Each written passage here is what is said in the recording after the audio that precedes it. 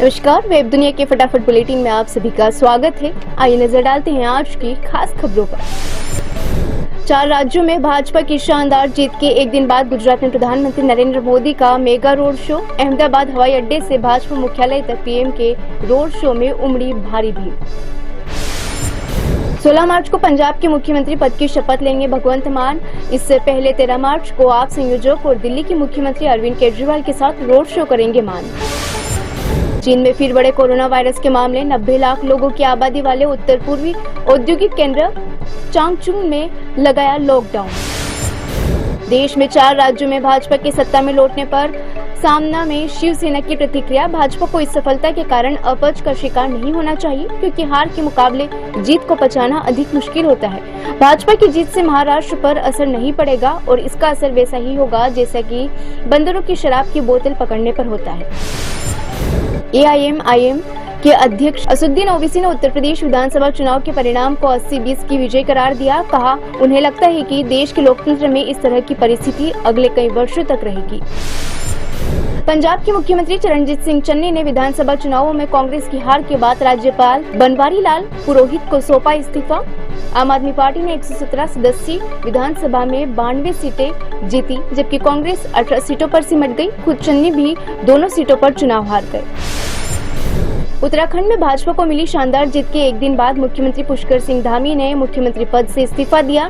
भाजपा को राज्य में भले ही जबरदस्त जीत मिली हो, लेकिन धामी खुद खटीमा से चुनाव हार गए। दिल्ली के मुख्यमंत्री अरविंद केजरीवाल की प्रधानमंत्री नरेंद्र मोदी से अपील। राष्ट्रीय राजधानी में नगर निगम चुनाव होने दे। कहा, चुनाव टलने से लोकतांत्रिक प्रणाली कमजोर होती है। भारत और चीन 15वें दौर की उच्च स्तरीय सैन्य वार्ता कर रहे हैं। पूर्वी लद्दाख में टकराव के कुछ स्थानों पर 22 महीने लंबे गतिरोध को हल करने के लिए हो रही है वार्ता। पाकिस्तानी थल सेना का दावा, उसने भारत से उसके हवाई क्षेत्र में आ रही एक मिसाइल का पता लगाया है जो पाकिस्तान के पंजाब प्रांत में गिर गई। भारत की ओर से इसे लेकर अब तक कोई प्रतिक्रिया व्यक्त नहीं की गई है।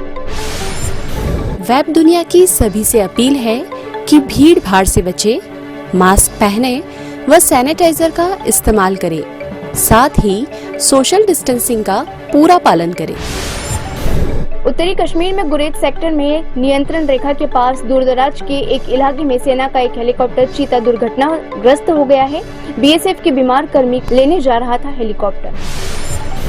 रूस से युद्ध के बाद यूक्रेन से 25 लाख लोगों का पलायन। अंतर्राष्ट्रीय प्रवासन संगठन के प्रवक्ता पॉल डिलन ने एक संदेश में कहा, यह संख्या शुक्रवार सुबह तक देश छोड़ने वालों की है। 15 लाख से ज्यादा शरणार्थी पड़ोसी देश पोलैंड में गए हैं और करीब 1,16,000 शरणार्थी अन्य देशों के नागरिक हैं। रूस के राष्ट्रपति व्लादिमीर पुतिन ने यूक्रेन पर आक्रमण में शामिल होने के लिए मध्य पूर्व और अन्य भागों में स्वयंसेवी लड़ाके लाने का दिया आदेश।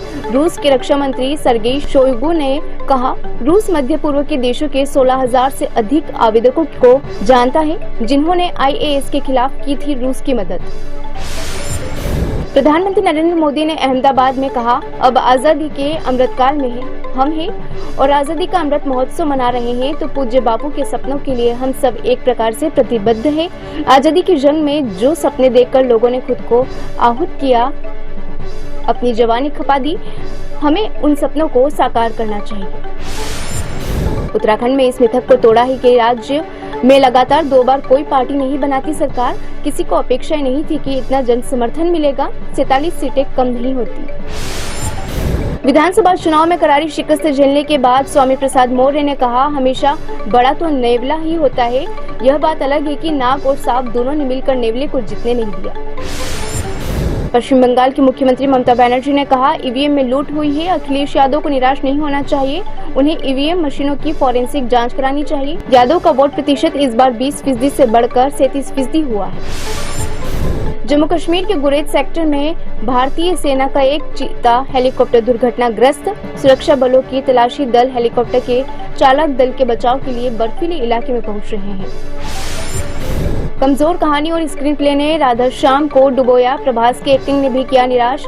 सिर्फ लोकेशन और सिनेमेटोग्राफी ही देखने लायक। वेब दुनिया ने दिया 1 स्टार।